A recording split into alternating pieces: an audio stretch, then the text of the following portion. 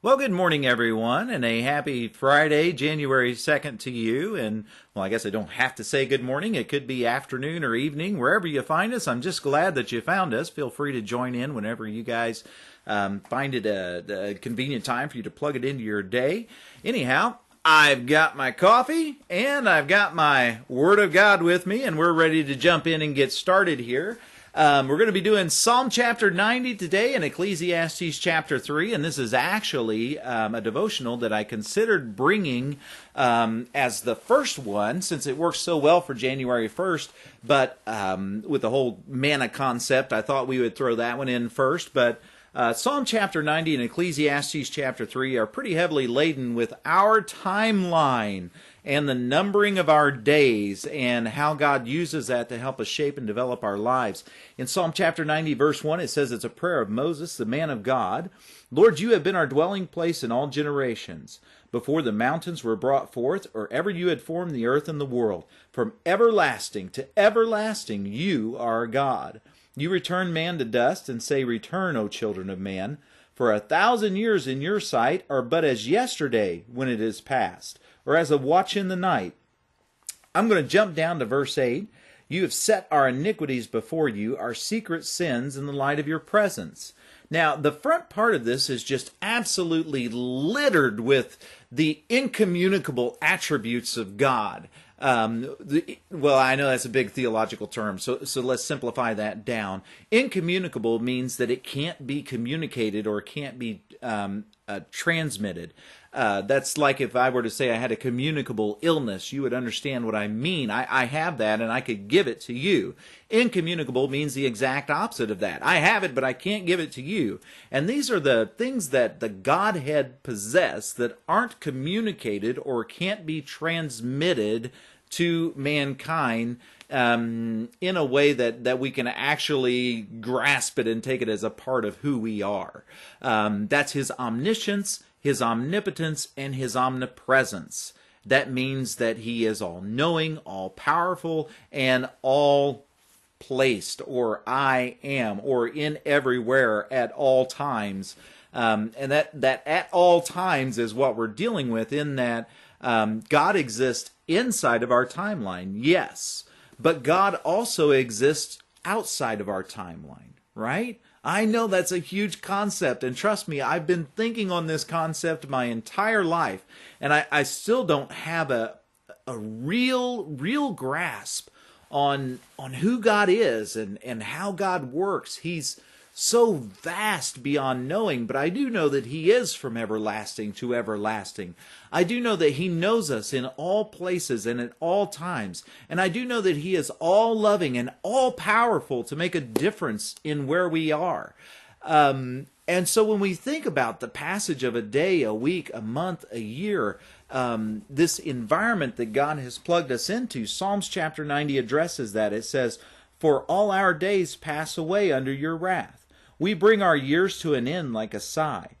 The years of our life are 70, or even by reason of strength, 80. Yet their span is but toil and trouble, and they are soon gone, and we fly away. And I think all of us can relate to that, we live on this planet about 70 or 80 years. We go through some toil and some trouble, and then, boop, we're up and out of here. And when we start thinking about that, it's kind of like, well, what is this all about? And it just continues on into verse 11. Who considers the power of your anger and your wrath according to the fear of you? Here's the key verse. So teach us to number our days that we may get a heart of wisdom. Why a calendar? Why minutes? Why days, weeks, months, and years? Well, the Bible puts it to us very plainly.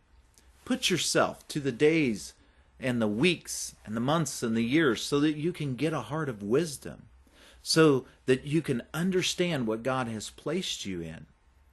Ecclesiastes chapter 3. And some of you will remember this passage because they actually turned it into that song, a time to be born, a time to die, ... A time for peace, I swear it's not too late. Yeah, that's why I'm a teacher, not a singer. Anyhow, you go through all that, and then in verse 9, what gain has the worker from his toil? I have seen the business that God has given to the children of man to be busy with. He has made everything beautiful in its time. Also, he has put eternity into man's heart, yet so that he cannot find out what God has done from the beginning to the end. I perceive that there is nothing better for them than to be joyful and to do good as long as they live. Also, that everyone should eat and drink and take pleasure in all his toil. This is God's gift to man. Now, there's one little part there I want to make a note on. That's the fact that God set eternity in our hearts. The King James says he set the world in our hearts. It's the fact that he put us in this environment and has intentionally, listen to me, has intentionally veiled his mystery into the day-to-day and into the mundane. And then he says the best thing that we can do is gain a heart of wisdom, apply ourselves to to the environment that God has put us in, and to learn how to enjoy life richly and to do good. And then he says that's the gift of God. So, listen, your big problems, God's got that. He's got it from eternal perspective. Your day-to-day and your mundane. And when you think about, well, what is my legacy going to be 200 years from now? Listen, God's got it. He's a big God. He's in your timeline with you, with real presence and real power and real knowledge. And he takes us by the hand and leads us step by step by step. Well, thank you for joining us for this devotional today. If you have any questions, send those over to mannaminutes@gmail.com. That's MANNA, minutes is plural, @gmail.com. Look forward to hearing your questions and comments. And also, join us this Sunday at 5075 North Raceway Road. And no, I'm not recording this whole thing just over that flub. You just get to hear it. And we will see you for the 11 o'clock service and hopefully the fellowship to follow. Lord bless you all.